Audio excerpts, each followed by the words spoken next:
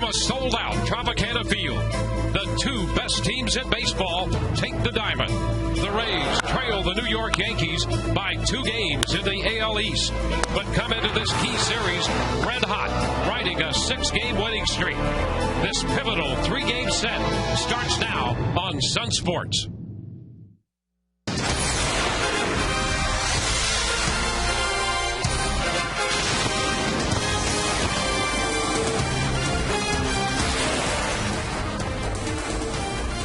This crucial 11-game homestand continues for the Rays. After sweeping the Detroit Tigers, the Rays are 2 games back of the New York Yankees, and tonight the Rays host the Yankees in Game 1 of a 3-game series. A closer look at the AL East standings. New York with the best record in baseball at 65-36. The Rays with the second best record in all of baseball, 63-38, 2 full games back. Hi again, everyone, and welcome to an evening of Rays baseball with Kevin Kennedy. I'm Dwayne Statz. Great to have you with us. Todd Cowell is with us throughout the evening as well.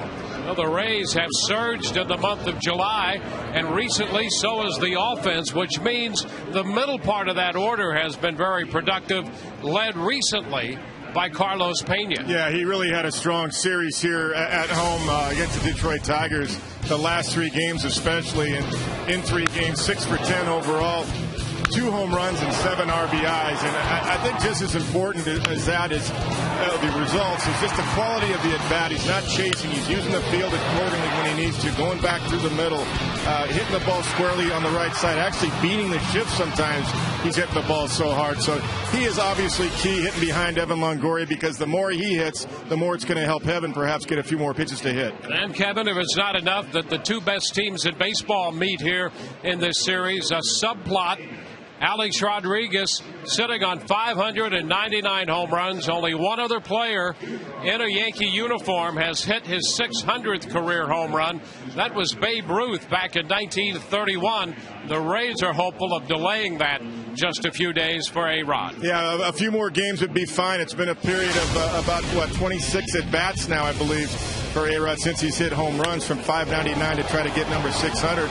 For a moment there, he was tied with Willie Mays. Willie Mays went 21 straight at-bats without hitting his 600th home run. But just to say the number 600 is pretty incredible overall. 599, that is 7th all-time.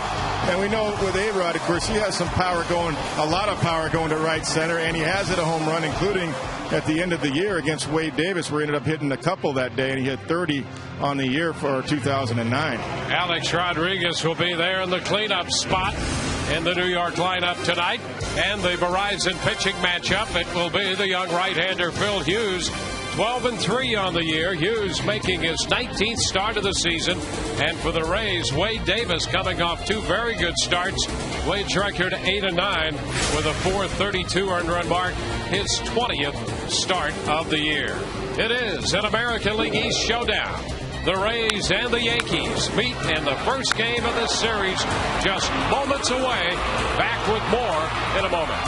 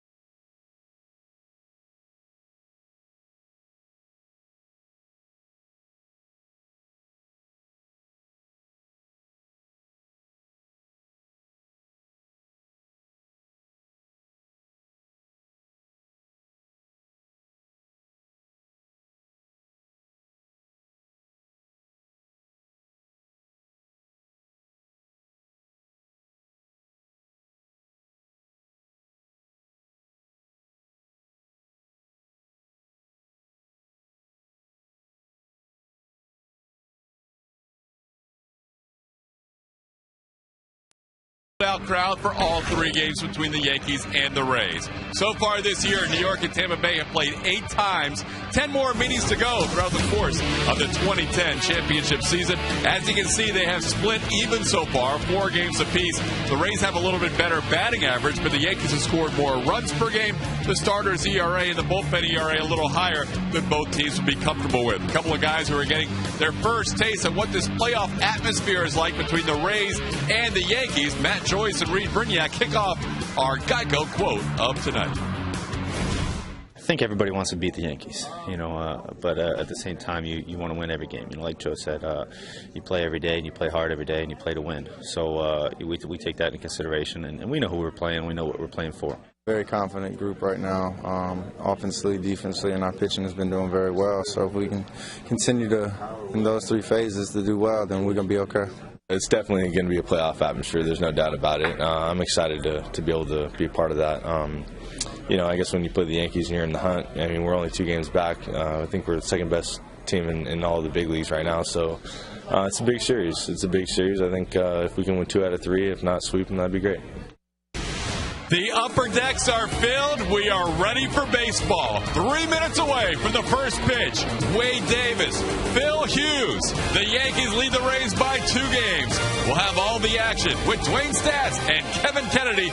Enjoy, everybody, right here on Sunsport.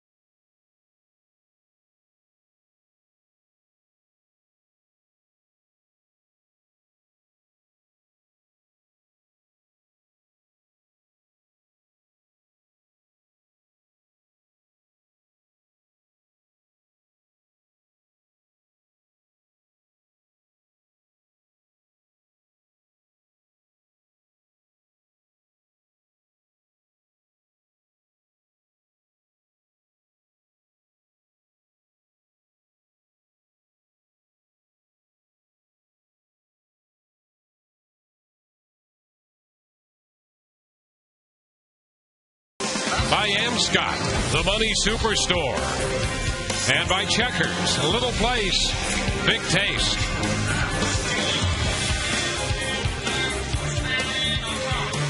It will be a full house here at Tropicana Field. In fact, this weekend series between the Rays and the Yankees sold out. And perhaps the biggest series of the year for the Rays right now as they find themselves in the middle of this 11-game homestand against 3 contending teams. They swept the Tigers. They have the Yankees now and the Twins coming in later. Here is the New York lineup. Derek Jeter leads it off, followed by Nick Swisher and Mark Teixeira. Alex Rodriguez again on the verge of number 600 for his career. Robinson Cano having an MVP-type year. It's 5th. Jorge Posada will do the catching. Curtis Granderson's in center. Colin Curtis is the DH, and Brett Gardner is in left, batting 9th. It will be Wade Davis to start this series for the Rays on the mound tonight. 19 starts. His record is 8-9, coming off a road trip where he won 2. Pitched very well. .432 with the earned run average, so that has dropped a little bit. And 108 in the third innings overall, and the league is hitting .263 against Wade.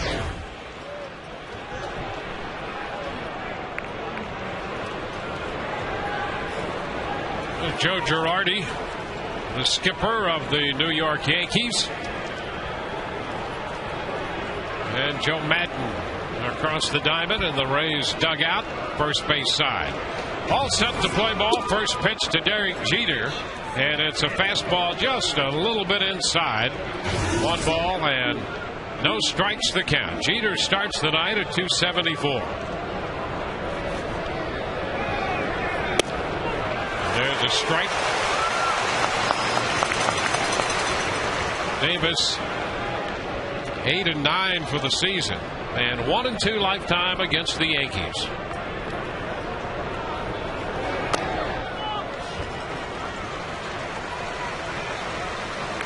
Jeter, Swisher, and Teixeira, the first 3 hitters here.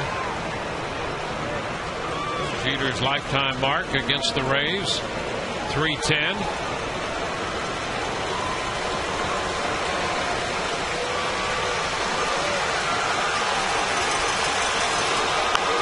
Jeter fouls it out of play. Going up the ladder right there, 1-2, and I mentioned frequently this homestand how well the Rays pitching staff has done that on 2-strike counts. The appropriate time, trying to go up above hitters' hands, and that was a good pitch to Jeter right there.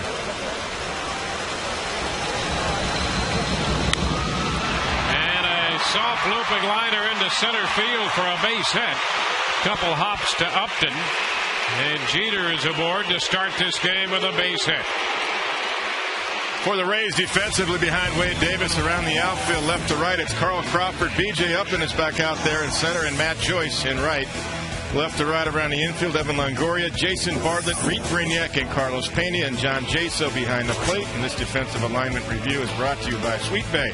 Live fresh for less. And B.J. Upton back out there in center field. He'd missed a couple of games with the sprain of the left ankle. But he is back in action tonight. Ben Zobrist, there's a good chance he might not see action at all in this series because of his back problems. He remains day to day. Now Nick Swisher, and he hits one deep to right field. Joyce will run out of room, and that ball is out of here. A first pitch fastball, and Swisher hits it out to make it 2-0 New York. Boy, Swisher has absolutely murdered Rays pitching. And as good as this New York team is, you wonder where they would be without him. Yeah, he's really good in the 2 spot, too, because he gets a lot of pitches like this, a lot of fastballs in the 2 spot, and he didn't waste any time. Good overhead shot right there. You can see it's middle away, but it's up a little bit, and really that's a good pitch you can reach. We saw Carlos Pena take a similar pitch. It was probably 4 inches off the outside corner, about the same height out to center field for a home run off of Verlander, so that is not a good pitch. Now Mark Teixeira takes a pitch down, a curveball. It's 1-0. Middle away does not work against the Yankee lineup. You've got to pitch away, and you got to paint.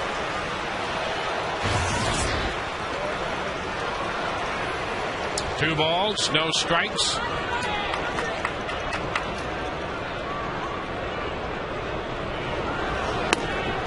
Cut and a miss, and Kevin Teixeira was thinking about downtown with that cut. Yeah, he was, and that one got in on him a little bit under his hands.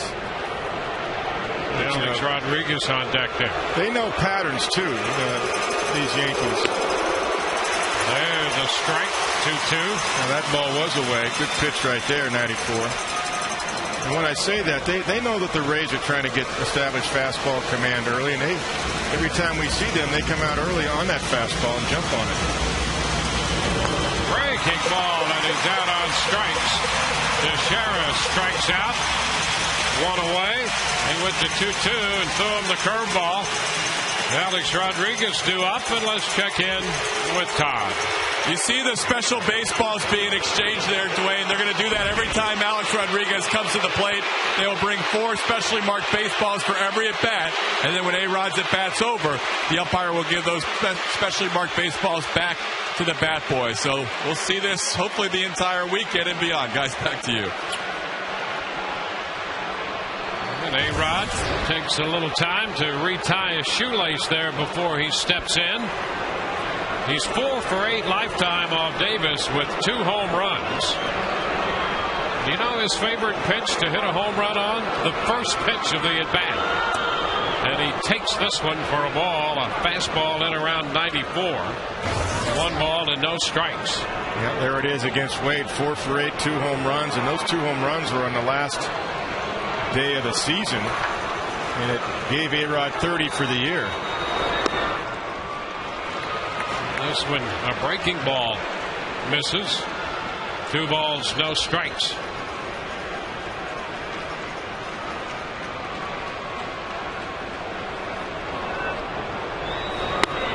There's a strike. It's 2-1. He's hit more of his 599 home runs on the first pitch than any other count.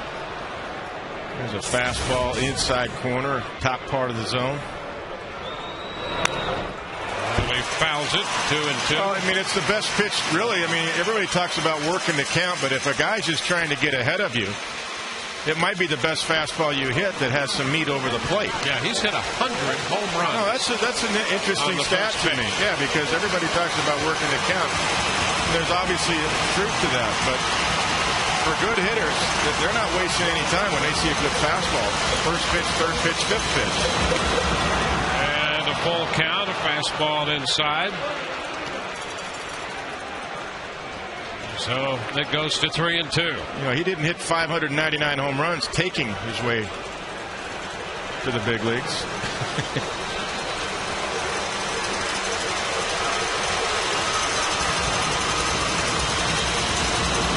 And a swing and a miss. He's out on strikes. 2 gone.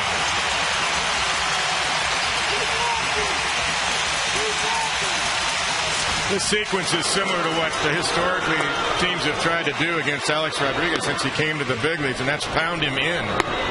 Fastball, he gets the call there, Wade Davis. He comes down and in like a 2-seamer. Comes back with a 4-seamer in again. Comes back in again, and even though it ran over the plate a little bit, Alex swung underneath it. But that's exactly the pattern that historically when he first came up to the big leagues, teams tried to do on A-Rod. Go in on him. Robinson Cano. That's a strike. Fastball.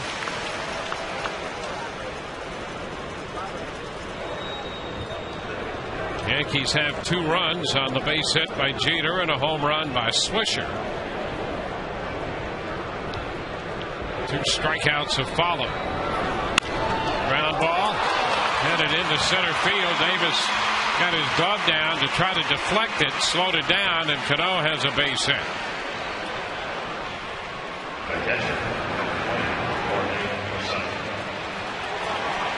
That'll be Jorge Posada. You can only imagine the challenge it is for a 24-year-old pitcher like Wade Davis to settle himself into this game. It's a full house. The 2 best teams in baseball squaring off, and you can't help but anticipate Rodriguez coming to the plate. And now here's Jorge Posada. Well, and Dwayne, it goes back to Derek Jeter. Jeter hit a good slider for that base hit to get it going. And the ball hits the bat. It's foul. Let's take a look at what Wade has done over the last 3 outings. 3-0 with a 2.11 earned run average. And Wade had said before he thought it was more mental, his struggles, than physical. He just had to get out of his own way. Well, he was not throwing a lot of strikes when he was scuffling. He was pitching around off the plate. He wasn't going at guys, and I don't mean go at guys down the middle. I mean he wasn't pounding the corners like we've seen Price do and Matt Garza do. Leading at first and a toss over there. See, going at hitters, when you hear the word attack doesn't mean just, hey, I'm going to just give you my 94 fastball. Let's see how far you can hit it. Attack means attack the down and away, the black of the plate. That's where you have to pitch in the big leagues, especially against a world champ. Strike the count to Posada.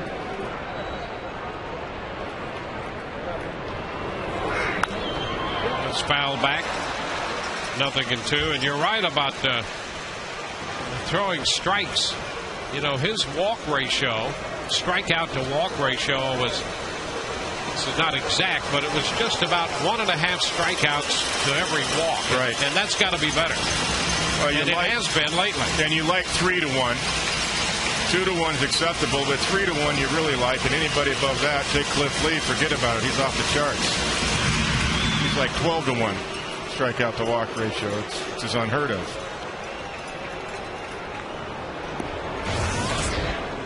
Right there's the breakout on him right now. It's 1.57 coming in tonight. 69 and 44.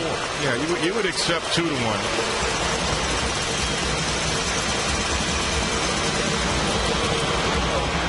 Posada did go. He's out on strikes. He tried to check on the curve. Could not, and that retires the side. 3 strikeouts, 3 hits, 2 runs. We go to the bottom of the first. New York 2 and the Rays are coming in to hit.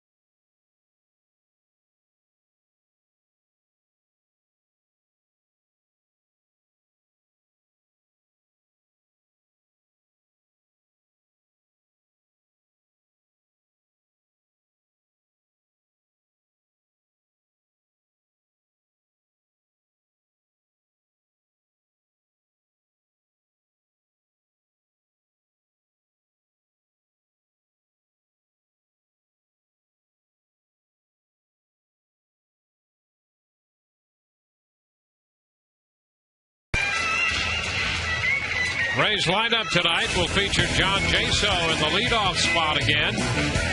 Back in there, Carl Crawford hits second and Evan Longoria third. Carlos Pena 2 for 3 with a couple career homers, all Phil Hughes. Clean up, hitting in front of Matt Joyce. Willie Ibar's the DH. Upton back. Reed Brignac is at second, hitting eighth in front of the shortstop, Jason Bartlett. Phil Hughes has had an outstanding year so far for the Yankees. 12-3 overall in 18 starts. ERA a tick over 4.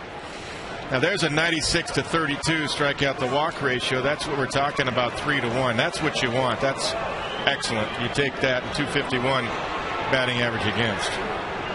So he's around the zone, but he has quality strikes. Doesn't make that many mistakes. And here's John Jaso.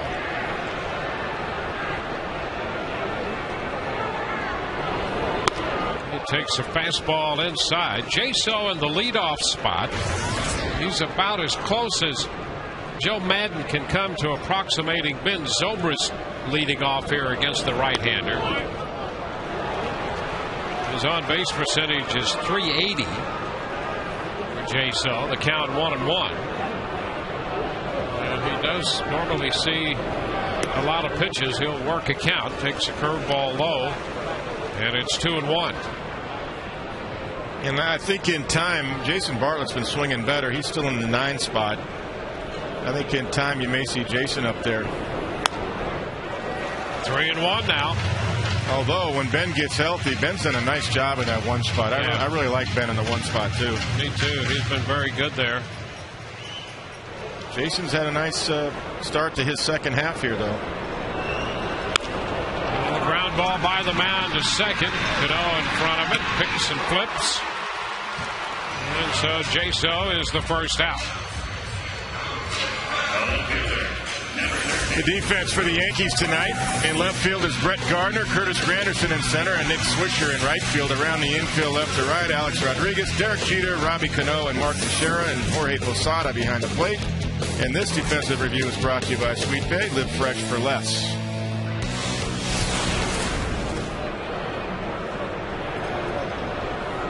Now Carl Crawford. Carl, after the first pitch, skies it with some slice to it. And Gardner in left makes the catch. So first pitch fastball, 2 gone. That 3-1 pitch to Jaso that he got jammed on. That was not a cookie. That's what I'm talking about with Phil Hughes. He painted inside and he jammed John. That's what watching Phil quite a bit this year. That's what he's been able to do. Paint both sides of the plate. Yeah, that's a big league 3-1 pitch. That is. From a pitcher's point of view. Now Longoria. Breaking ball is over for a strike. Hughes has had a good breaking ball throughout his career. It's one of the things that really excited the Yankees when he was in the minor leagues. You know, equate the painting the corners like that with a dart player that says, oh, I'm just going to hit the board instead of hitting the bullseye. Yeah, that's right. there's a big difference. The 1-1 count now. There it is. There's the dartboard. It's off the plate. Fastball away, 2-1. Well, it's that fine focus. It's like in this count right here. Evans got the count in his favor, and he's hoping for a mistake, looking for a mistake. It drops low. Curveball, 3-1.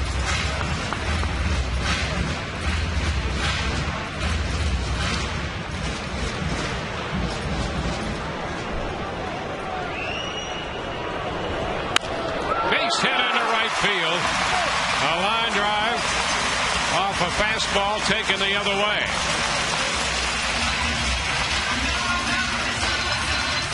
Been working on that too. We noticed this week. And he got a fastball. A little bit over the middle away, and instead of trying to pull it, rolling over it, he gets inside it and has a nice fluid swing. Nice sharp single to right.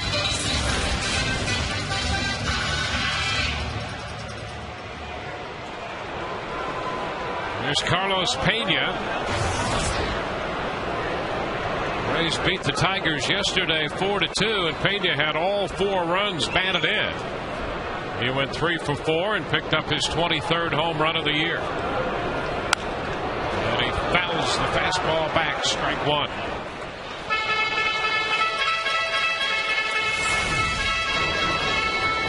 There's the shot yesterday off Porcello.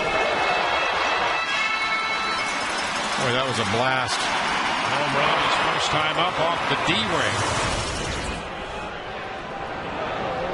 Tell you what, he got extended too against Verlander, and you notice the first pitch, Hughes went right at his hands, try to tie him up. And right back in there too. Cut and a miss. 2. Hughes missed location, and it worked for him. He missed badly. Posada setting up inside under the hands. Look at this pitch. It's off the outside corner. Yeah, there was a situation where I think Carlos is thinking right along with Hughes, expecting something in, and he was surprised by a pitch that missed location. Yep, absolutely. He was looking to turn on it. And off the plate, a ball, 2 strikes. Well, that's what CC Sabathia did last year, and Carlos broke his wrist. They try to pound him in, and then they try to go up on him, see if he'll chase.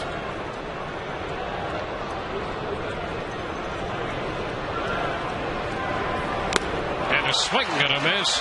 Foul tip strikeout to retire the side.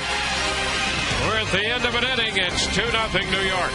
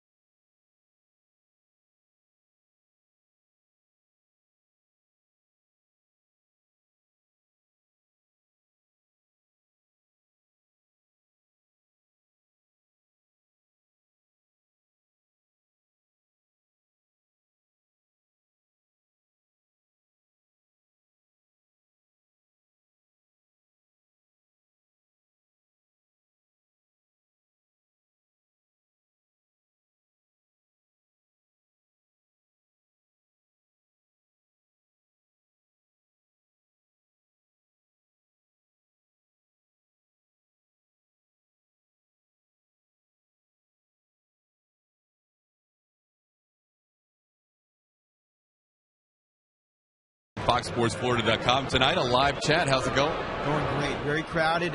You can tell there's a playoff atmosphere. Your responses on your computer are in black. The other readers are in blue. I'm seeing a lot of blue. Lots of blue. I mean, you can't really keep up. You do the best you can, but they're flying in here. Log on to FoxSportsFlorida.com if you want to be a part of the live chat. Guys, it's such a busy night. Dave's got 2 computers going. It's going to get busier right now. That's right, and we have a special guest coming up soon. Rich Herrera is going to join us for a few innings. Back to you guys. Pitch is wide. 2 balls and a strike to count to Granderson.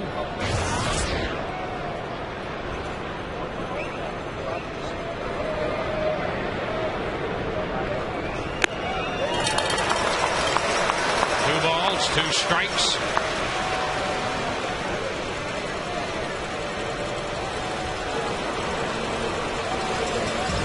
Granderson, Curtis, and Gardner do. A high foul will be out of play. Dave Schreiber with 2 computers with all of the action. He's got 2 hands and 2 eyes. Yeah, he's busy. Well, playoff atmosphere, like he said.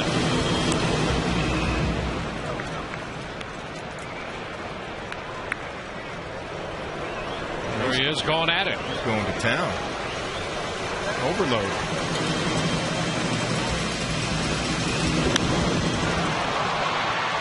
Fly ball toward Crawford in left. Carl's right there.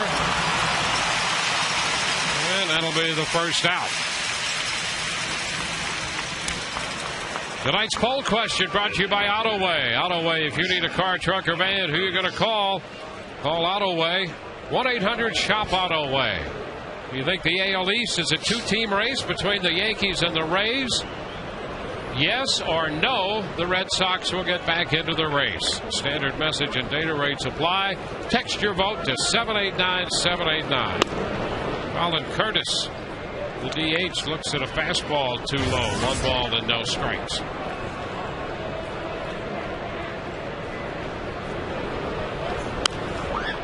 It's fouled back. 1-1. Well, I tell you, I think it'd be a mistake to think about ruling out the Red Sox. They'll get some of those guys healthy again. And the Rays fully expect them to make another strong run. Well, they picked up 8 games. They were down 8 games early in the year, and they picked that up in a hurry. A little looper into shallow center. Brignac out from second and handles it nicely 2 away. And here's the other thing. We talked about all of possible deals. There's word out right now that the Yankees are on the verge of acquiring Lance Berkman from the Houston Astros. Berkman has waived his no trade. The club has an option on him for next year for I think $15 million. There's a $2 million buyout, and the word is the Yankees are after that deal hot and heavy to have him DH and play some at first. Well, they're going to trade him because Roy Oswalt is gone, and they got Brett Wallace on the heels of that deal from Toronto. And Brett Wallace is going to play first base full time next year for Toronto. I talked to Alex Anthopoulos today, their GM, and he's going to play in Houston. So a National League club, where else is Lance Berkman going to play? So, and with that bad knee, American League club makes sense. 3-0 to Gardner. So I definitely think he's getting traded somewhere. But I heard the same things you did, Dwayne. It sounds like the Yankees are on the fast track for him. The strike on the inner part, 3-1.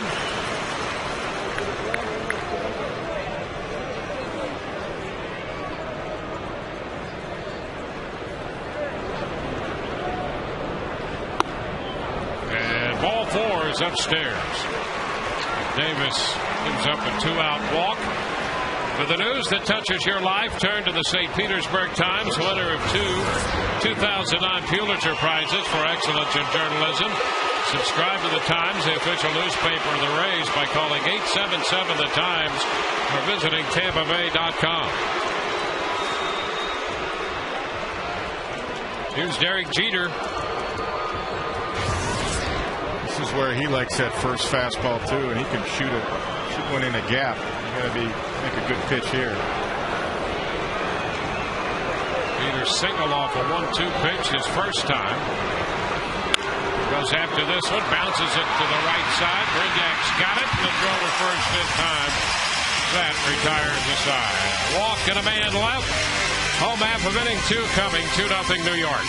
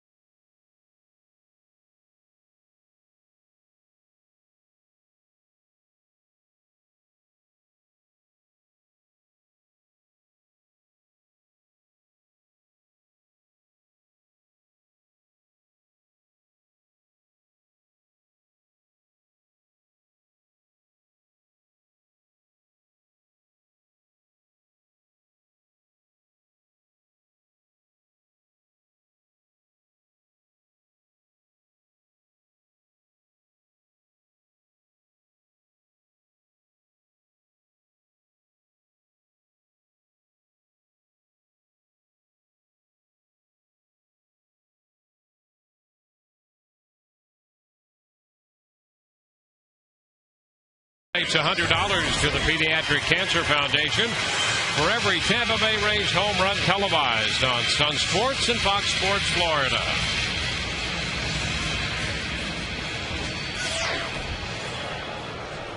Full house at the Trop tonight, and Matt Joyce steps in. Joyce high bar and then Upton.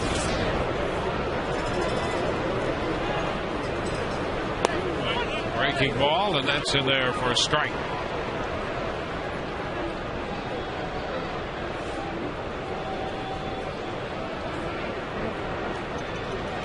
Hughes 12-3 on the year. He has some interesting numbers. This one down around the feet. He's pitched better on the road than he has at Yankee Stadium by quite a margin, although he has more wins at home. He's 7-2 at home with a .521 earned run average. And he got off to a very good start. The numbers the last couple months have been elevated. Yeah, got some run support. High pop up. Foul headed straight back. Posada's after it and makes the catch. So Joyce is out of there. Hughes is 5-1 on the road with a .236. 7-2 at home with an earned run mark of .521. Those are pretty interesting splits right there. Should have a good feeling. He pitched great out of the bullpen last year in New York, but those are interesting splits there in 11 games. ERA over 5. Usually it's the other way around in your home ballpark. There's Willie Ibar. Pitch misses, ball 1.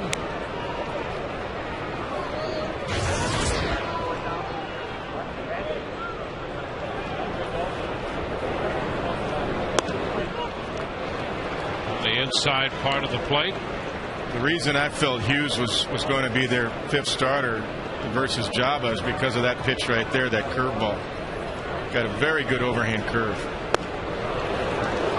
1-2. Ibar chasing the fastball there, and he's behind in the count. Well, going back to that ERA split and the 12 wins, the Yankees are giving him over 8 runs per game. He's averaged getting 8.08 runs per 9 innings.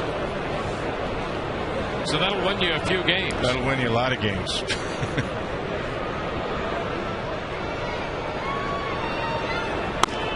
Inside. Fastball around 93, and it's 2-2.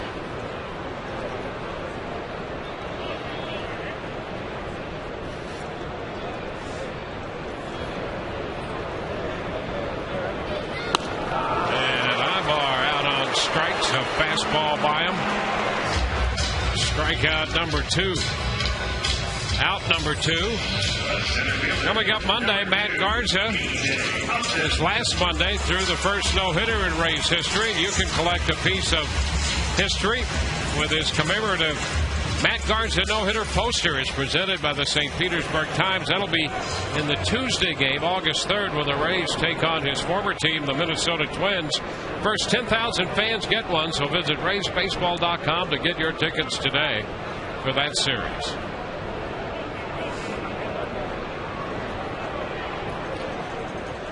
B.J. Upton.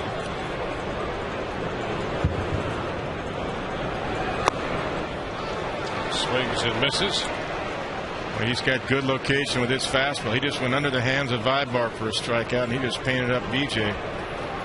93, 94 down.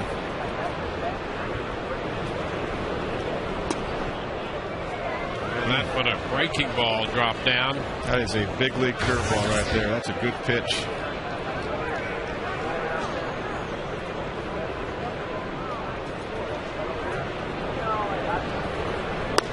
Another breaking ball, and Upton takes it for a strike. It's 1-2.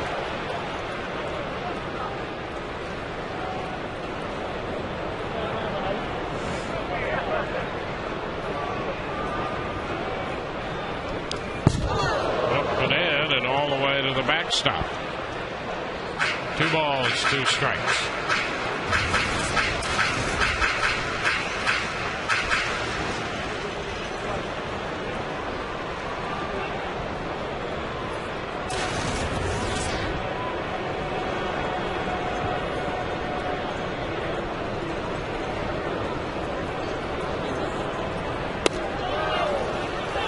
Ball, mid-90s, wide, full count.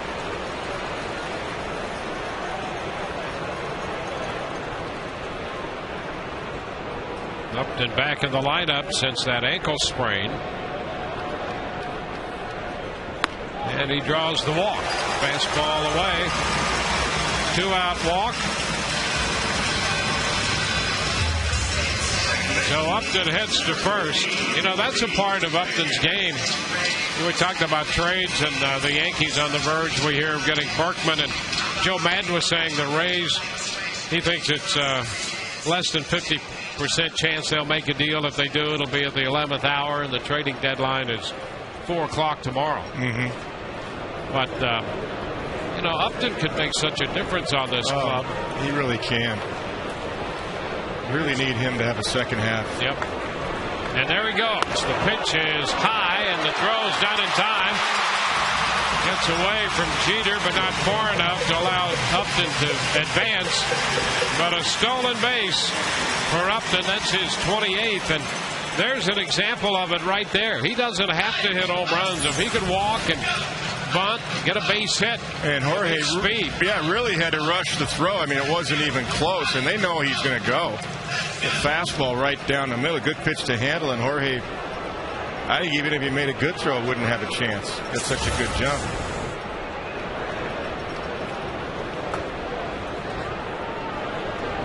Got 28 bags, and he's hitting 227 coming in. Imagine if he's hitting 260, 270. How many more times he'd be on base? It started wide with a breaking ball and stayed out there. So it's a 1-1 count to Brignac. Yeah, BJ could be a difference maker. Well, there were 3 guys we talked about at the All-Star break that needed to really step up, and BJ is one of them. BJ and Jason Bartlett and Carlos Pena are key. The pitch is high, and we've seen signs from Bartlett of doing that, and of course Pena's been red hot, and it makes a big difference with those guys. And if they could contribute the way the Rays have seen them contribute in the past, they wouldn't necessarily have to make a deal for a hitter. Right. Yeah, it does. It adds the depth to your lineup.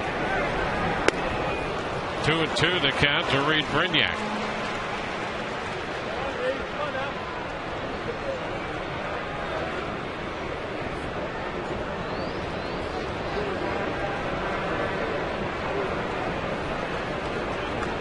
Upton off second base.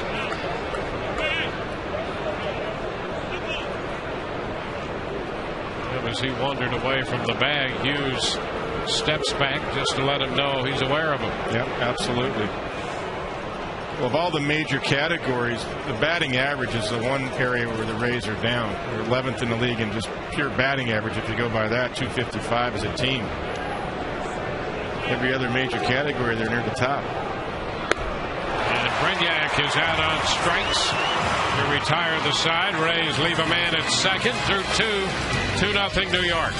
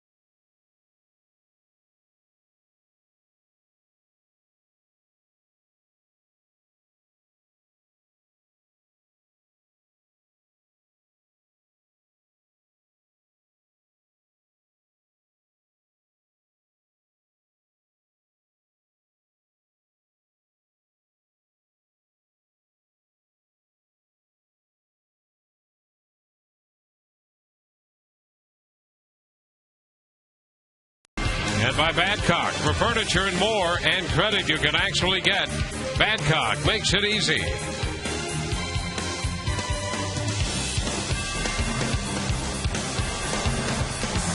Makes you a little hungry there. They're going to sell a lot of those tonight. This crowd. On to the third inning we go. It'll be Swisher, Teixeira, and then Alex Rodriguez. Rodriguez due to hit third, sitting on 599 career home runs. Fastball taken low by Swisher. 1 ball, no strikes.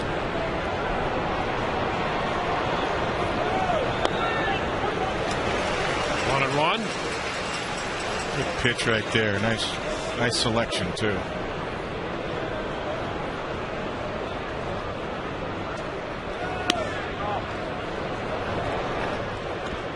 A 2-1 count. Swisher hit the home run in the first inning, his 19th home run of the year.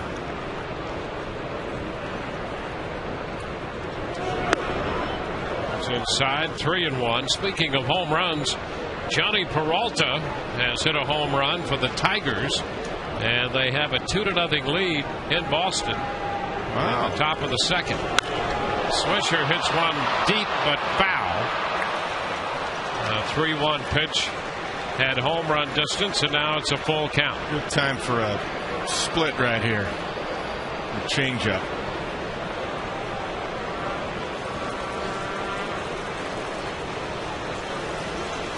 Comes a curveball. And he got him.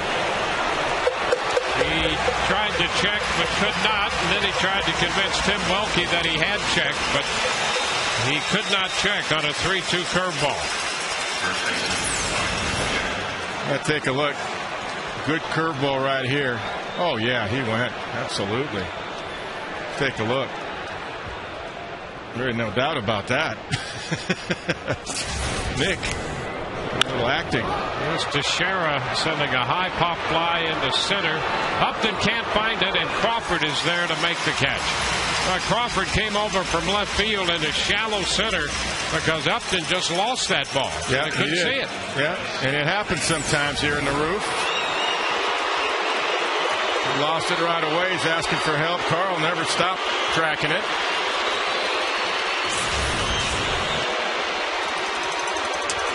Well, there's Alex Rodriguez.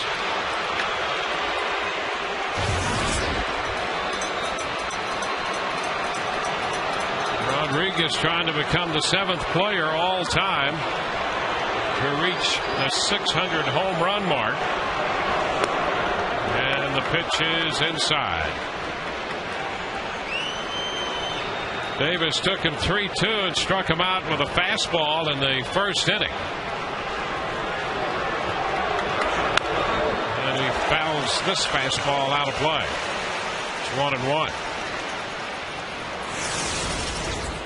Well, there's the breakout. His first big league home run hit off Tom Gordon. That came in Seattle against Gordon and the Kansas City Royals.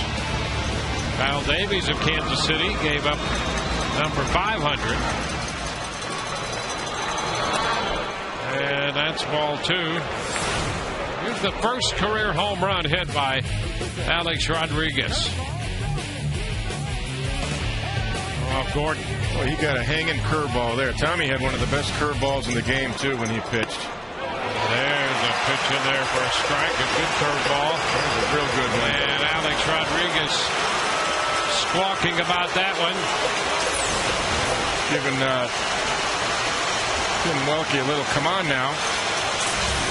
He didn't like that call. 2-2. And a foul out of play. Fastball away, and it's fouled away. Yeah, you don't see many of those curveballs which Tom Gordon gave up for home runs. He had a great curveball. He did. And Tommy ended up pitching for me one year in Boston. Great guy. Great stuff. 2-2 into the dirt. So for the second straight time, Davis goes to 3-2 on Alex Rodriguez. Yeah, that was a slider right there, and he really tried to force it instead of just letting it work for him, and you saw him fall so far off to the left, his back was to home plate. Cameras at the ready. 3-2. And a fly ball into right. Joyce will come in. He's got it. 1-2-3 go the Yankees. Bottom of the third coming. 2-0 New York.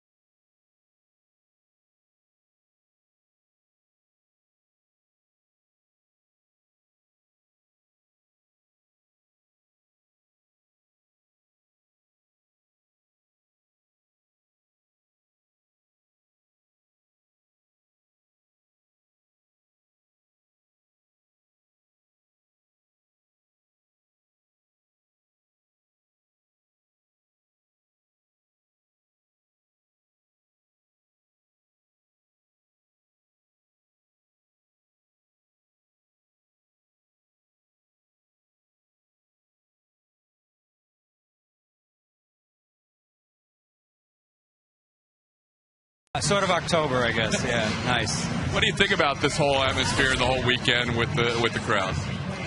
Well, it's the first time we've had 3 sellouts in a row other than the postseason. We did it days in advance.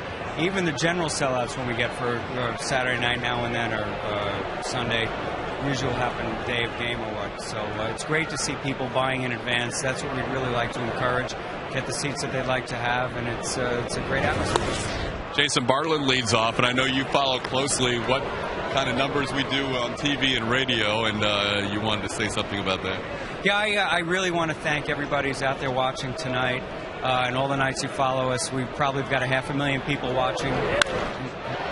Bartlett lines one to left, but this is going to be caught for the first time. We've probably got 500,000 people or more watching tonight. Just the support we've been getting throughout the Bay Area, Tampa Bay area on a nightly basis on radio. Probably 1 out of 5 people in the area are watching or listening to the game or here at the game. And I want to encourage you to just stay with us and really enjoy it. And get out to the ballpark, that would be great as well. But just the support and the chatter and everything really does lift the players and everybody here. Have those numbers been a pleasant surprise to you? They're even dramatically higher than they were in 2008. Obviously, we know things are difficult. The economy is tough. People are having a tough time of it. We do have a great product we're putting out on the field. You almost feel like these people are coming into your living room, as you do every night. Almost part of the family in some respects. And it is obviously great to see them in person. Even if it's once or twice a year or more would be ideal. And just got under. Don Jaso sent one to right field, and basket catch on the warning track by Swisher, 2 away. You're right, he just missed it. Just missed it. All right, real quick, we've got about 20 hours to the trade deadline. What's your gut? My gut is we'll have there might be a different uniform or 2 by tomorrow. Really? I don't know on which side of the ball, but we've got enough things going on in the air that it's likely something will happen, and never definite. But, it takes 2 to tango, so to speak. I hear you. We look forward to following that along with you. Thank you very much for your time, Stu. Thank you very much. Thanks, everybody. Guys, he thinks likely. We'll have to follow along. 20 hours to the trade deadline. Back to you. How about that? Sometimes it takes more than 2 to tango. It's not impossible that there would be maybe a 3-team deal working. Carl Crawford, 1 strike to count. Breaking ball is down to him, and it's 1-1. Well, it does. I mean, that's kind of fashionable these days to get 3 teams involved sometimes, too. But that's great. Those are interesting comments, Stuart. And it's really encouraging, I think, too, because this is the best perhaps you've been here the whole time. Yep. Wayne, would you say this is the best Rays team that you've ever seen? Yeah, I think I thought it was the best team coming out of spring training. I thought it was better than the 08 team, and we talked about it then in the spring when the shows we did and a couple of the telecasts we did. Well, this pitch is low and it's 2-2. I can just speak from being a manager at this time of year when I was managing in the 90s. And when you get a shot in the arm and something actually happens for you, and you're already like in playoff contention right now, it does boost everybody up. I mean, obviously you don't want to lose guys off your big league club, but if you can, do something and help avoid a lot of that, all of a sudden you go, hey, you know what? We're going to finish this off. Chin on Crawford. He pops it foul out of play, third base side.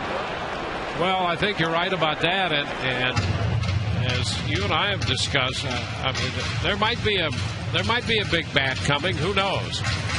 But I think the team could be appreciably better with something less than a big booming bat. Just a good, solid major league bat would be very helpful. Crawford out on strikes. Retires the side. 1-2-3. We go to the fourth. 2-0 New York.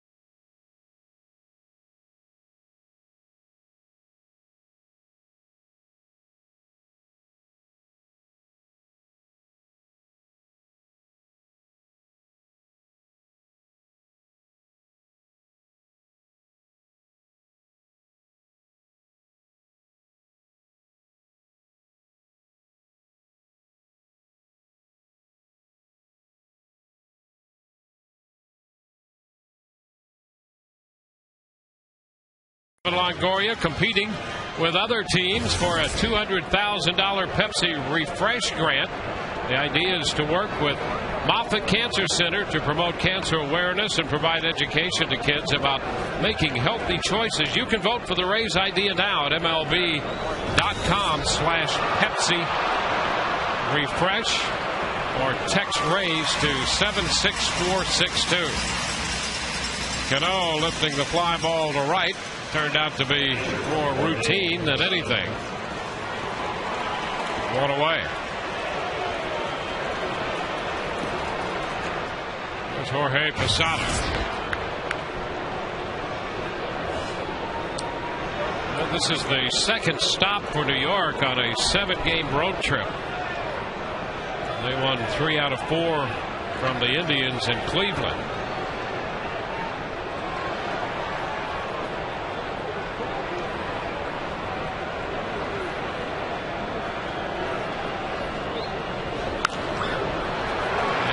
Up left side, foul.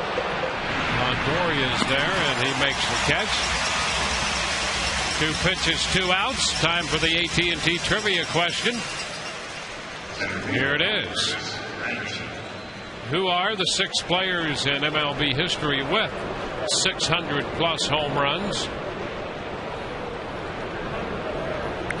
So that is the quest of A-Rod to become the 7th. Curtis Granderson for the strike. We were talking about trades the last couple of innings and the possibility of Lance Berkman joining New York. He was not in the Houston lineup tonight. I saw that. In that game. I did see that. So we'll see. I guess the question is, who was in there? Was Brett Wallace in there? Was he there already? I haven't seen their lineup. And was he called up already? As Brett Wallace was in Las Vegas. Chop to short. Bartlett with the toss. 1, 2, 3. A quick inning for Davis. Bottom of the fourth coming. 2-0 New York.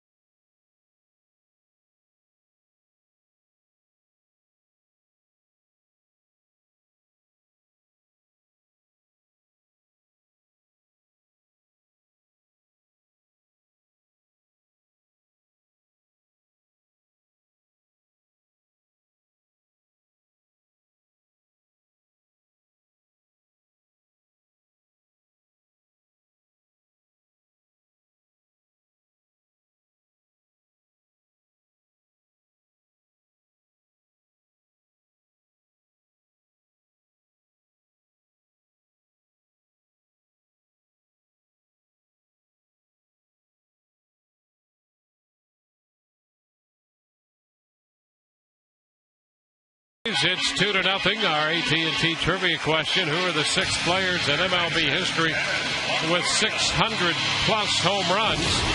Next on the list would be Sammy Sosa for Alex Rodriguez, Barry Bonds, Hank Aaron, then Babe Ruth and Willie Mays, Ken Griffey Jr. Sosa has 609, and Alex Rodriguez has 599.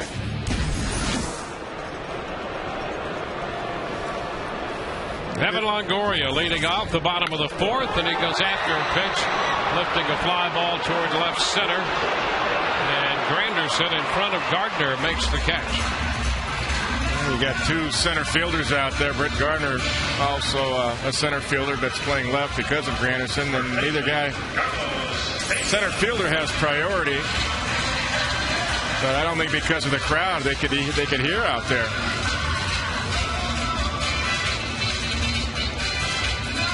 Granderson has the longer reach. And they stuck around to talk about it a little while before Pena stepped in, and Granderson had a little bit of a jog to get over toward right center field with Carlos stepping in.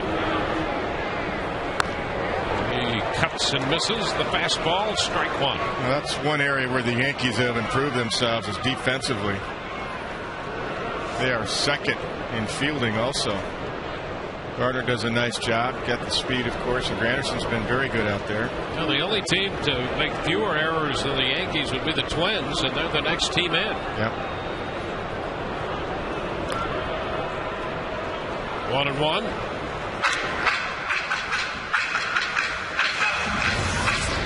Well, we were talking about Teixeira last night, and if he were playing first base. Yep. With Carlos at the plate, it'd been a different story, but it is what it is, and Carlos will take those 4 RBIs. Because Cabrera missed 2 balls that, even though they were hit hard, a good first baseman makes those plays. Carlos now leading the team in runs batted in, and he's 10th in the league overall in runs batted in. Yeah, he's been hitting 270 now since June the 5th. You take that.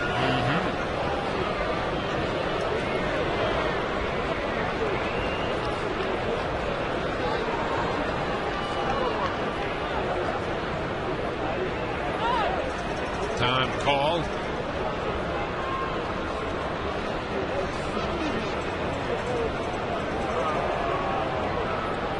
One out, bases empty.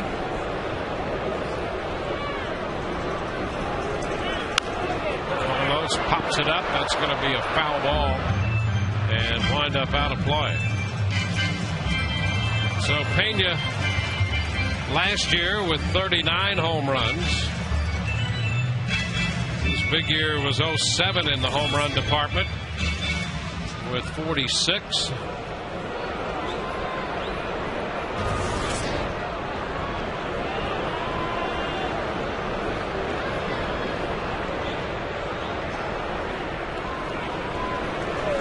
Two and two.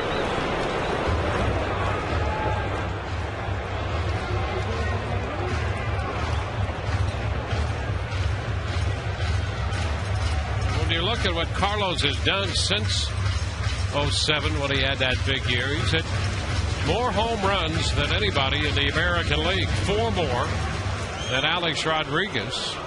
9 more than Cabrera. There's ball 3. He's able to lay off a couple of strikeout curveballs there. He was trying to get Carlos to chase something in the dirt. Now they just might go back up the ladder on him again, up above his hands. You got him looking down.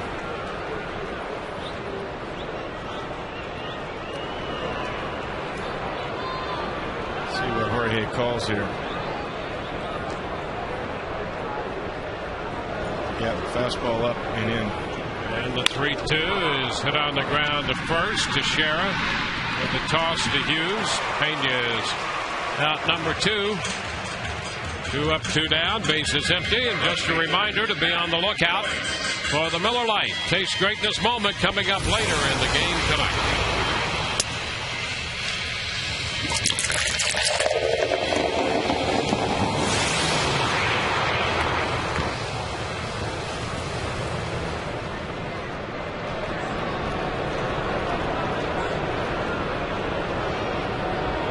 Joyce.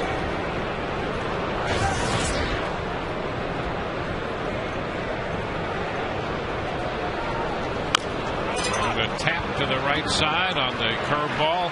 Handle unassisted by Teixeira. 1-2-3. We head into the 5th, and when we come back, we'll have a chat with the Rays skipper, Joe Madden.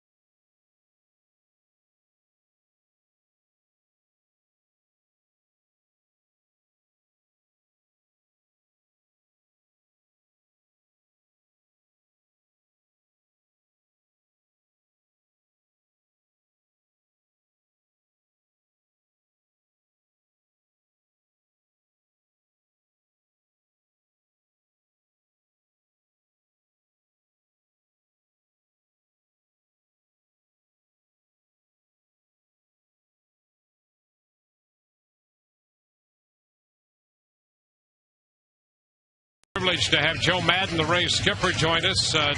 Joe, we're getting right down to the trading deadline. A lot of talk, and it goes back and forth. Sometimes we think there's not much of a possibility, and sometimes, well, we think there's more, and the Rays keep working.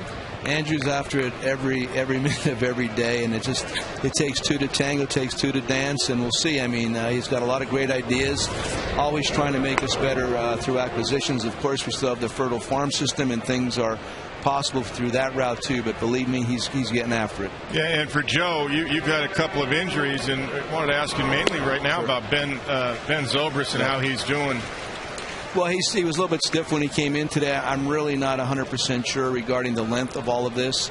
Obviously, it's a big deficit for us. We can't run Zoe out there somewhere on our team on a daily basis. We'll find out more tomorrow. I mean, I don't have any really strong ideas or opinions on them. Ronnie will tell me more either tonight or tomorrow morning. 2-1 to Curtis leading off, and he pops it up on the left side. That's Bartlett taking care of that. Give us your read on Wade Davis. He's been pitching well the last few starts. How about tonight? You like what you see? Yeah, I liked him in the first inning, too. I thought he had a really good fastball. Swisher just caught one of them. I liked him the way he's been mixing in a couple curveballs and off-speed pitches. A nice job with that. But primarily, from where we're standing over, I see a lot of late life on the fastball right around the strike zone, and a couple pop-ups like that. I kind of like the quick outs the last inning. Also put him in a pretty good position pitch count-wise. Yeah, I know you like to get the defense off the field as soon as possible. Listen, we appreciate your visit. Go back to work, will you? Thanks, okay, guys. Always my pleasure. Have a good game. See you. Thank you. Bye-bye. All right. Brett Gardner up here, and he takes the pitch too high. Fastball, 1-0. Yeah, this time of year for a manager, it's you want to concentrate what you got to do between the lines, but you're always curious too. What's going up in that war room, so to speak, with all the front office personnel. Because there's some needs, and I can just speak for myself. You're always concerned too what the other side's doing. Yeah. Well, you have to figure in the East.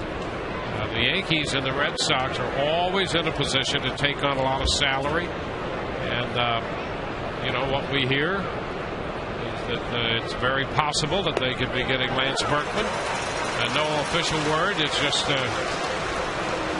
idle talk right now. But, you could certainly understand that possibility.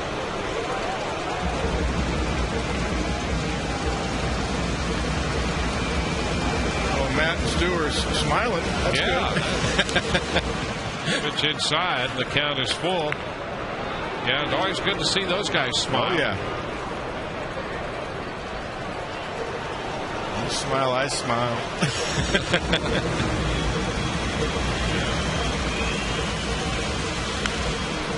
Gardner fouls one away. I tell you, this guy, 3-2 pitch. This guy acts as Joe Girardi's other leadoff hitter. That's why he's got him 9. But in time, I can see Gardner being a leadoff hitter at some point for this ball club.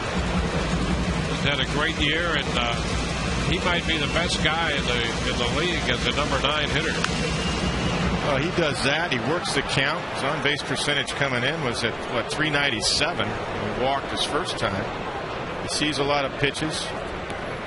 He's their best base stealer. Of course, you're not going to do that job as long as Jeter's around, and I think Jeter's going to be around a few more years after this year. And on this club, they hit so many home runs, it's not a bad idea to have a guy hit 9th with all that speed. Well, that was because they're not going to run as much as, say, the Rays because of all the power up exactly, and especially in their ballpark with that left-handed power hitting behind Jeter. So I think it's actually interesting because now you've got 2 leadoff guys back to back, and really what it does when Gardner gets on, Jeter is an ideal number 2 hitter because he can hit behind him. That was Joe Girardi's thinking, Dwayne. And here Gardner giving it a bat just like a leadoff guy. So much for those short innings. A 6-pitch 4th, but it's been a 9-pitch at bat so far to Gardner here in the 5th.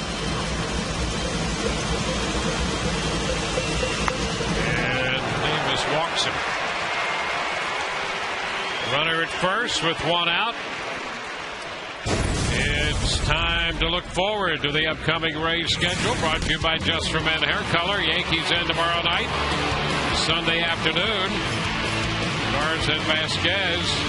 Outdoor pregame, by the way, at 6:30. Then the Twins are in. Just as we look forward to the upcoming Rays schedule, you can live forward with Just for Men Hair Color.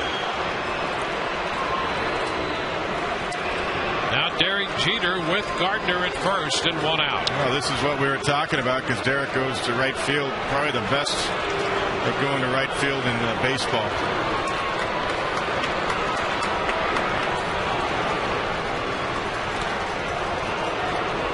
Gardner, 29 steals.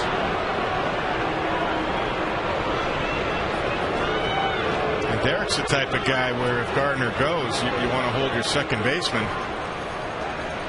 because Derek will try to find the hole going to right field. So your second baseman should hold and Bartlett should cover. And a move to first. A little more earnest right there, and Gardner's back in. He was going right there. 83%. That's a good percentage. Anything over 80 is good. 75 to 80. He was going on that throw over, so let's see if he takes it off. I'm sure he'd be on his own.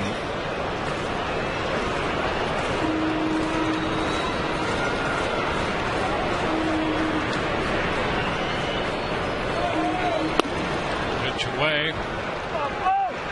1 ball, no strikes. New York with a couple runs in the first and a man on here in the fifth. I was going to say, Dwayne, the best base stealers are usually on their own. With the manager, he will control. If he sends his pitch out, then he'll flash a stop sign for that particular pitch. But the best way to steal bases for a pure base stealer is let him do it on his own.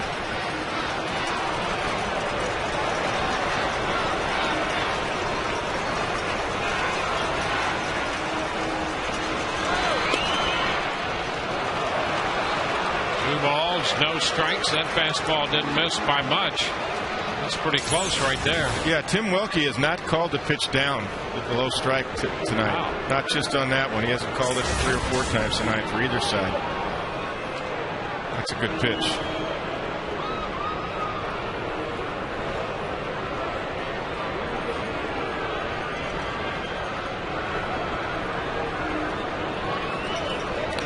Again over to first on Gardner.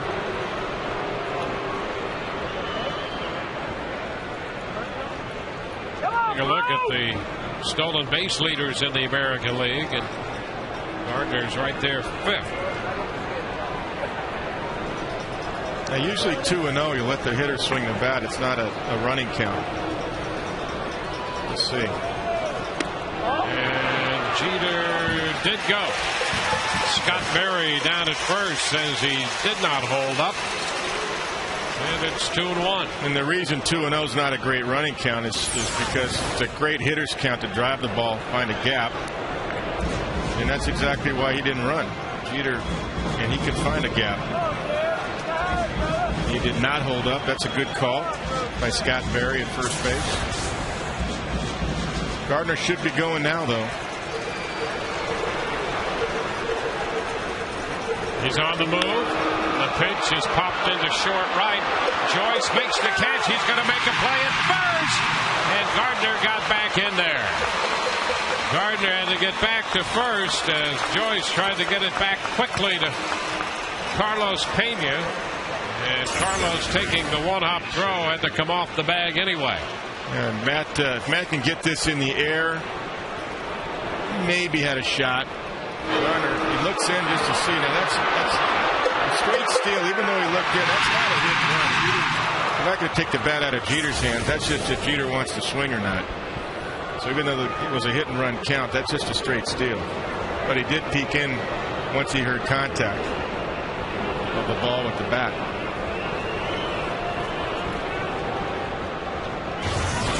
I don't think he would have got him even if it was in the air. Do you? Joyce and the throw? No, I don't think so. This guy's Gardner's too quick. Yeah, you've got to have a great arm in right field to get Gardner. Nick Swisher, the difference in the game. Gardner back in that time.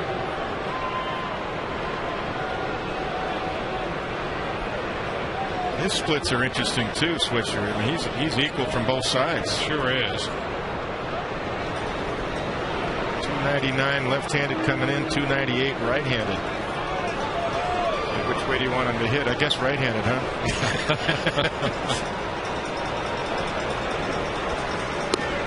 Cut and a miss. It's 1-1. He was open for another first pitch fastball. He got a nice curveball from Wade Davis. Nice pitch, back door too. Well, Swisher's hit 16 career home runs off Rays pitching. Man, that covers a little over 200 at bats.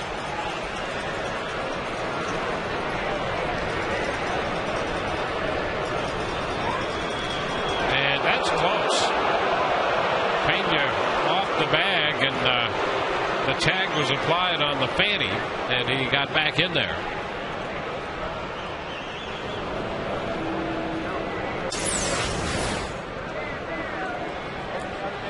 Gardner was not going. He didn't flinch on that. He just did get back.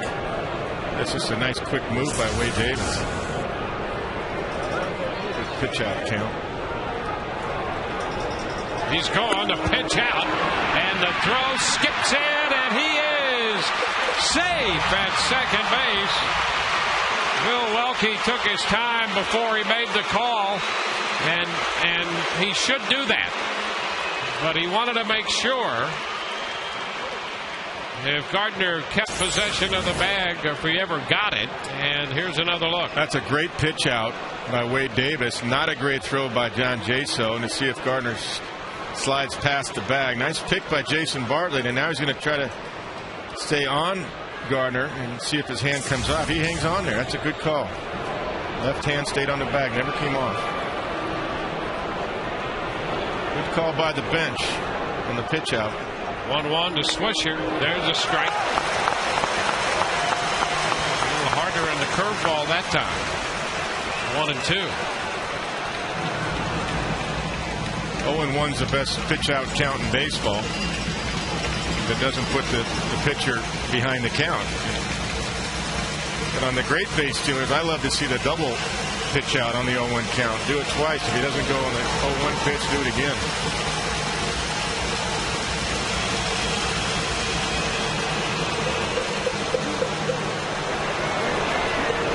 Gardner with his 30th steal is at second. A 1-2 count to Swisher.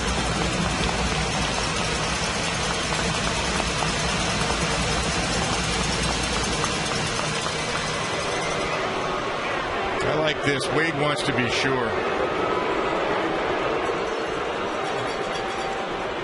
He wants to be sure. Jason Bartlett wants to be sure. See what Wade Davis is thinking.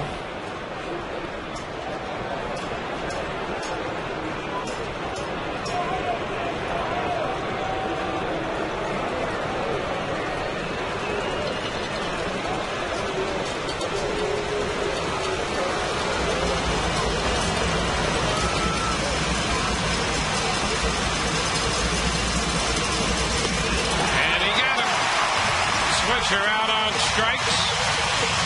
I think he got him with a slider. Yep.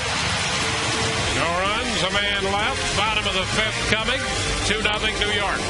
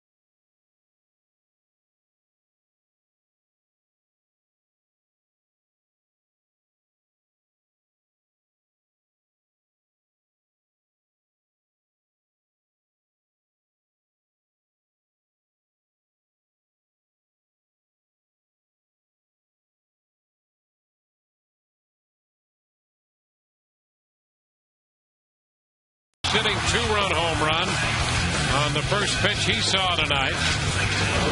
Davis wound up striking out to side in the first. He has 5 strikeouts tonight. And Phil Hughes has 4 through 4 and has given the Rays just a single hit. That was a first inning base hit by Evan Longoria. So Swisher's the difference in this game so far. Willie Ibar leads off and takes a breaking ball. Curveball down and in. 1-0. Great sequence, too, to finish off Swisher. Wade Davis wanted the slider, and that was a backdoor slider. That was a nice pitch to give Swisher a different look to strike him out. Ibar looks at a curve over. This time it's 1-1. You got Swisher on a curveball. Struck him out in the third, and the slider to strike him out in the fifth. 1-2 the count to Willie Ibar. Nasty.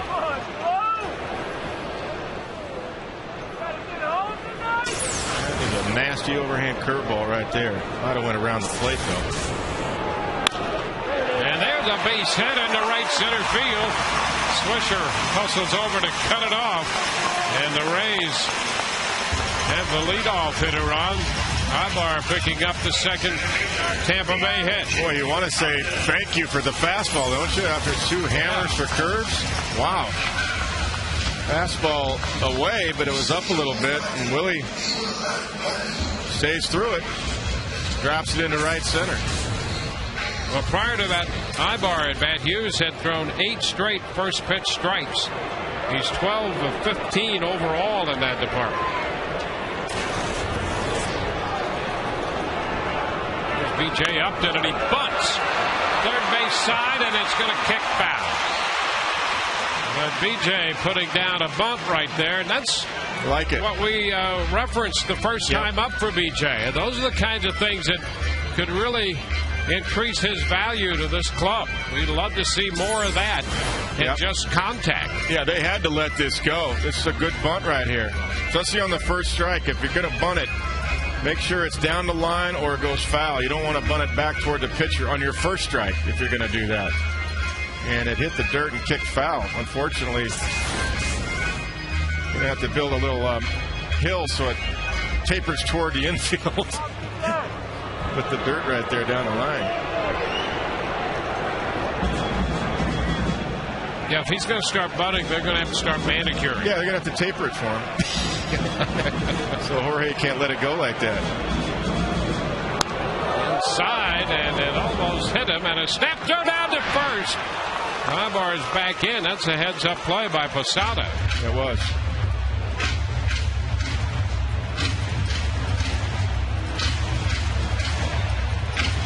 Upton with another look.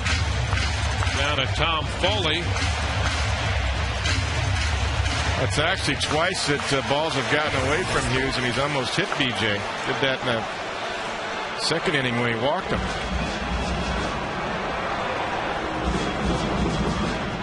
Breaking ball, and it's popped up. Right side. Teixeira making the call. 1 away.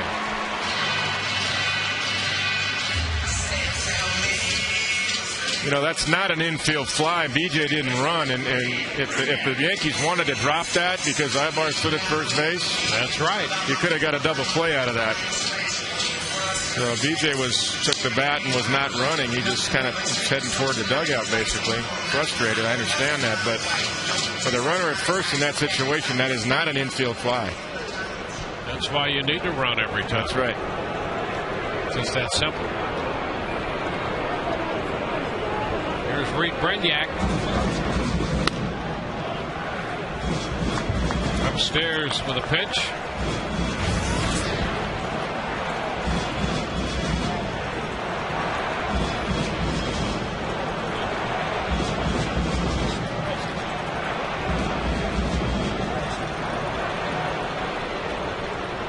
Want to know the count to Reed.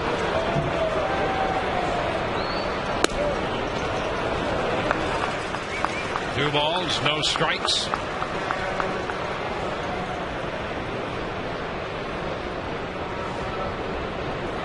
Reed's just got to make sure he gets a pitch down. They try to go up on Reed also. Not in this situation. He's going to try to throw a strike away. Reed takes it. 3 balls, no strikes.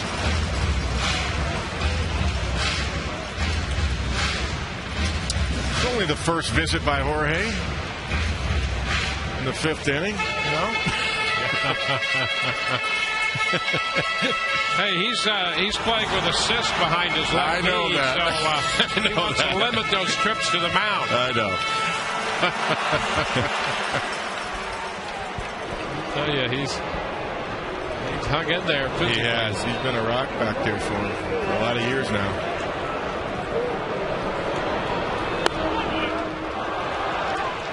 Three and one the count.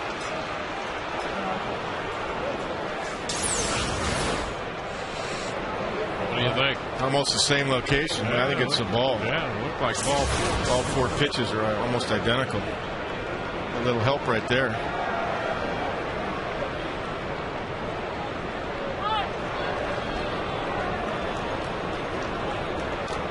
Toronto has a big lead over Cleveland, 7-0, and Bautista hit another home run. Wow. A grand slam. That's his 31st of the year. 31st home run. Well, he's a guy that teams are asking for, but you don't hear his name really about being moved. Brignac going after that 3. It's 3-2 now. So he fouled it back. Posada setting up away again. That's an identical pitch. Another ball. So Hughes has yet to throw a strike in this at bat, and it's a full count. See, now he's got 5 pitches looking away. See, now he could come up and in under his hands if he wants to. I don't know if he's going to stay away, though. Runner goes, and the pitch is fouled the other way. Let's see another 3-2. Yeah, Joe Madden trying to make something happen, force Brignac to make contact. I like that. If you try to open up a hole there and force your second baseman to put it in play. That's a run and hit play.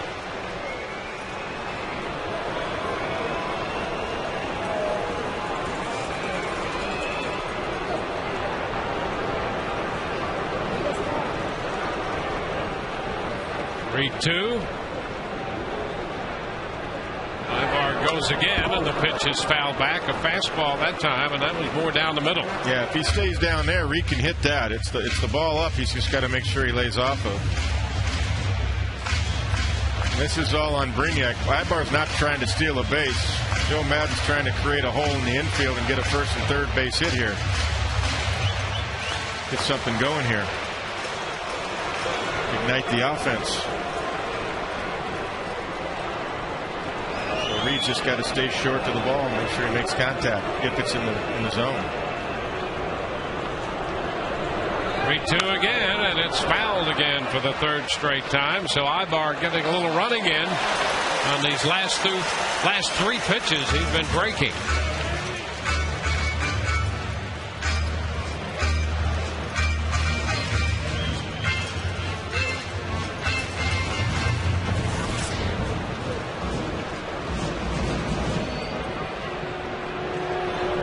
Pitch at bat going. All fastballs.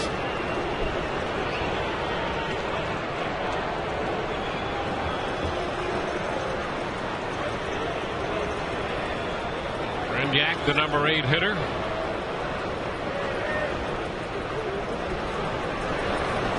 And strike 3 called. Brignac didn't like the call. And he has a couple of parting words with Tim Welke, and boy, down the early part of that at bat, Brignac really didn't like the calls, and that one was on the corner. See the overhead shot here. I love this shot. Hit the corner. Yeah. Oh yeah, it did. Yeah, that's just a tough pitch. The reason Reed thought it was in is because everything had been away. And he had to protect that. That's a good call by Posada. I thought they'd go in there earlier, though. Bartlett. And a first pitch curveball. 1 ball, no strikes. He throw 8 fastballs in the same location away, it's time to go inside. Yeah.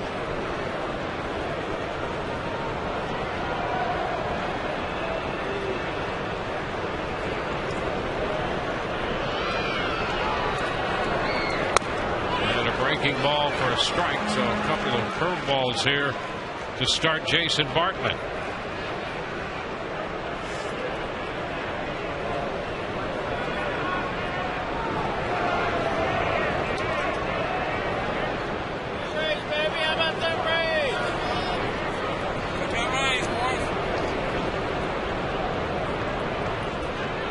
One and a strike back with a fastball that time.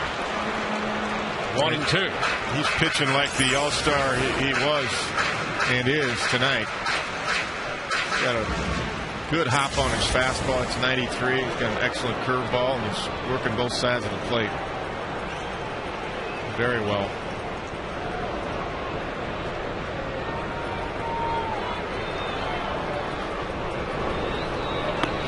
Ball low and away. 2-2. Bartlett came into this game with 1 at bat against Hughes, and that was good enough for a home run. And you know, that ball that he lined out in his first at bat, he hit pretty well too. He just missed it. Yeah, lined it to left. Just got in on him just a little bit. He had a good swing at it.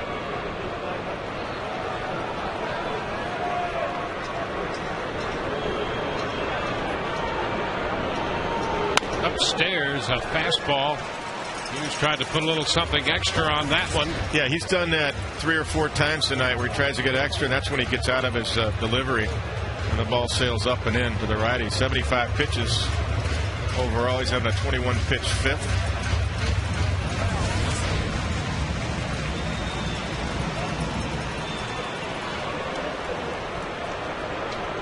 Two outs with Ibar still at first after the leadoff base hit. There he goes, and the pitch is foul out of play. Good job by Jason Bartlett protecting right there. That was too close to take. Grinding it and fighting him.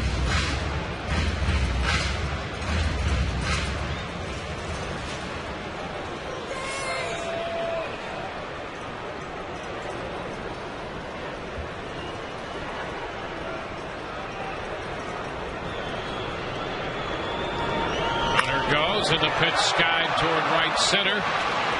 Granderson, the center fielder, makes the catch, and the Rays are finished in the 5th at the end of 5, 2-0 New York.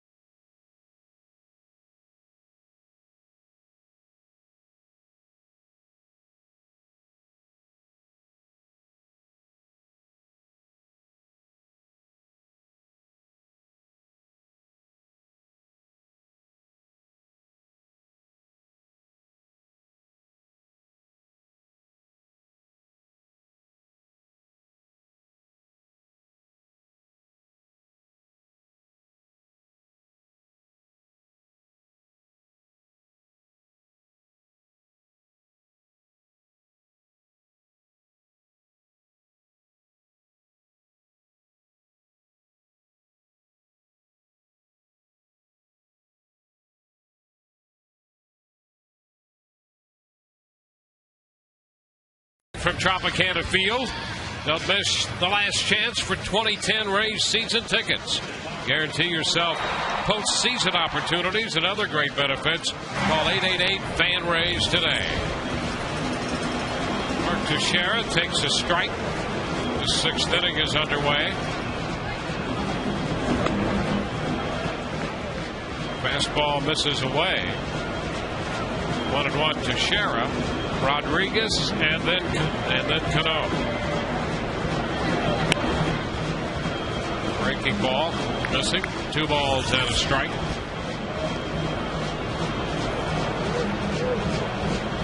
Alex Rodriguez in pursuit of home run number 600.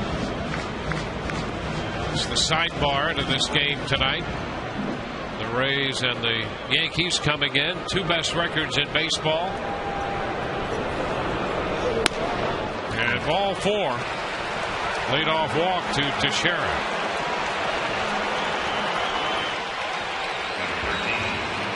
Well, Alex Rodriguez now 0 for 2. Here's the breakout for Rodriguez by team.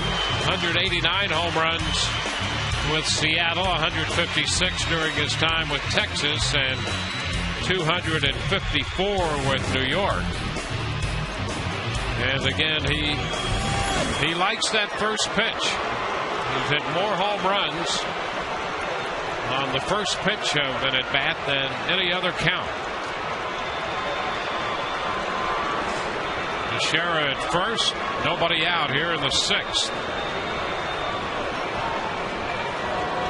And the pitch inside. 1 ball, no strikes. Well, in this inning so far, Wade's getting a little bit away from his delivery. You see him really falling off to the left side, and everything is sailing to the right-hand hitter's side of the plate. That's what happened when he lost to Teixeira. And he tried to go away on A-Rod. He missed by 17 inches there in that last pitch. Yeah, and he's not driving the ball through the plate. No. And not only has the location been different, but his velocity's down a couple ticks. That's right. Pitch down. It was slider and miss. He's behind Alex Rodriguez 2-0. Yeah, all of a sudden he's just totally gotten out of his rhythm and delivery and mechanics.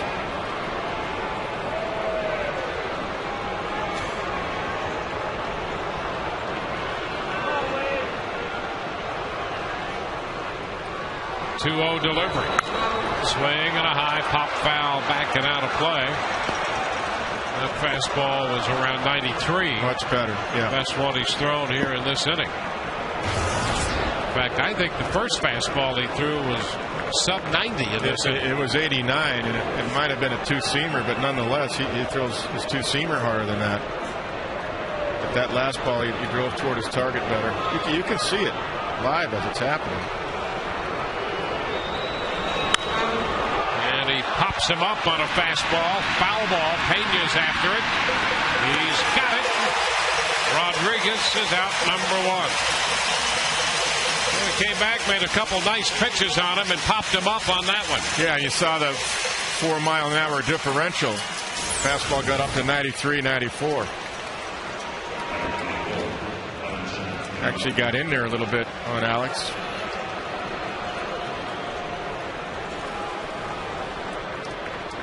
Got underneath it.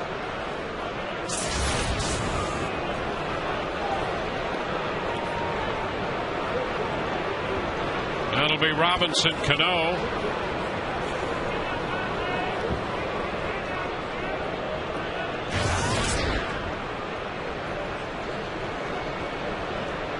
Cano 1 out of 2.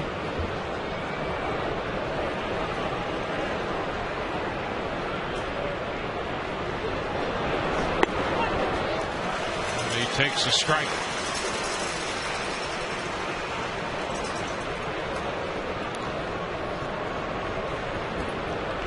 He's 7th in the league in slugging percentage and 8th in on-base percentage. 2 great categories to be in the top 10 in. Yeah, you're not kidding. He's having a great year. He has really done the job hitting 5th in this lineup too. That was Matsui's role last year most of the time. Broken bat and a little base hit into right center field. Stopping at second is Teixeira.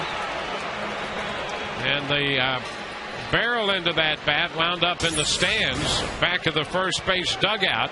You see the bat just break in two. Well, they were trying to go in, and they got in. And, Robinson Cano has the handle in his hand and drops it, but the barrel is somewhere behind the first base and Ray's dugout.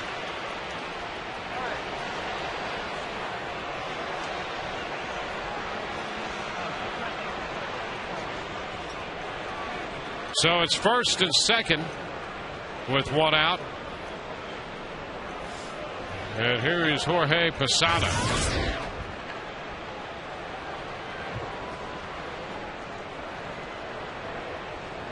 Posada has struck out and fouled out to third.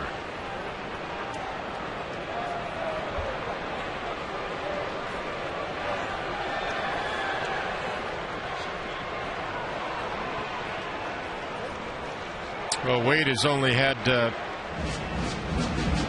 2 ground ball outs tonight.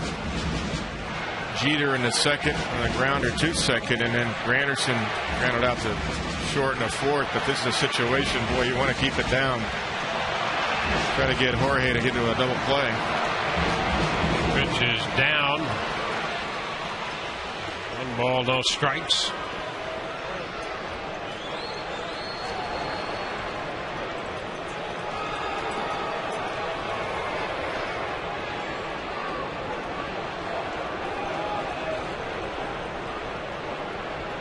Leadoff walk, then the 1-out single. Broken bat base hit.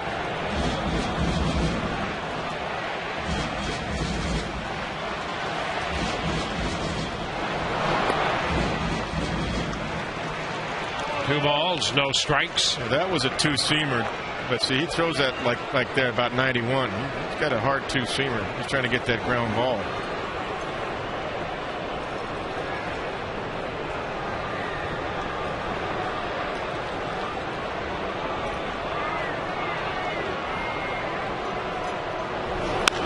Hard shot down to first. Pena to second, one back to first. Double play, 3-6-1. Pena, Bartlett to Davis. The Rays get the double play ball off the bat of Posada. We go to the bottom of the 6th, 2-0 New York.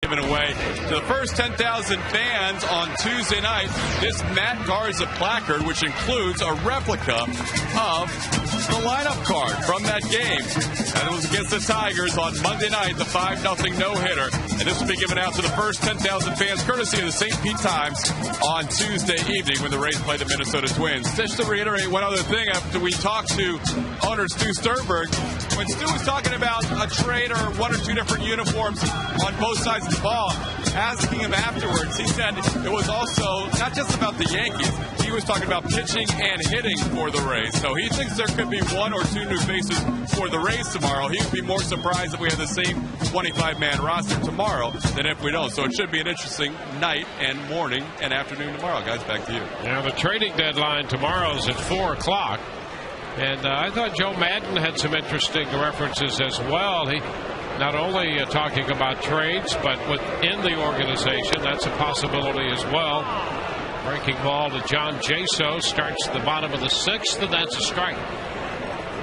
So we'll see. Well, the other thing, too, Ben Zobrist, who knows, he may not play for a few more days. That's a strike. There was some discussion that he might not be available for this series, and Madden was not necessarily evasive of that, and I don't blame him. There's no reason to let the opposition know for sure if you've got a player available or not. That's a big part of competing here, but Ben not in the lineup tonight because of the lower back issue. Yeah, and if it's going to be a few more days, and really you can't go with a 24-man roster up against the Yankees these next two games. Ground ball, that's headed into center, and a base hit for Jason. Lead-off base hit for the 2nd straight inning for the Rays. Well, John's really had 3 pretty good at-bats. He got a fastball up and away, and he shoots it right back through the middle. His first at-bat, he worked the count 3-1. He got jammed. This time they went away, got it up, and then his last at-bat, he almost hit one out of the ballpark. Right field. Now Carl Crawford. Carl came into the game 2 for 5 off Hughes, 0 for 2 tonight. Upstairs, a fastball. 1 ball, no strikes. Well, Carl's only seen 2 pitches tonight. He popped up the left, and well, actually, no, last at bat he struck out. Curveball.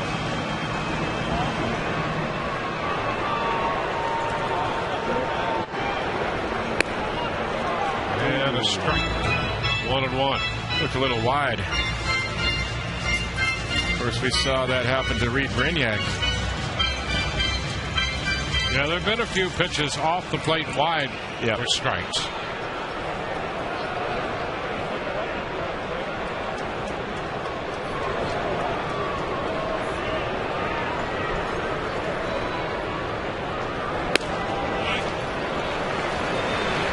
Not this time. 2 balls and a strike. Hey, Phil Hughes is smart. Why not go back out there? He's getting some calls out there. I'll stay out there. Unreachable pitch. Look at it. It's the same exact spot.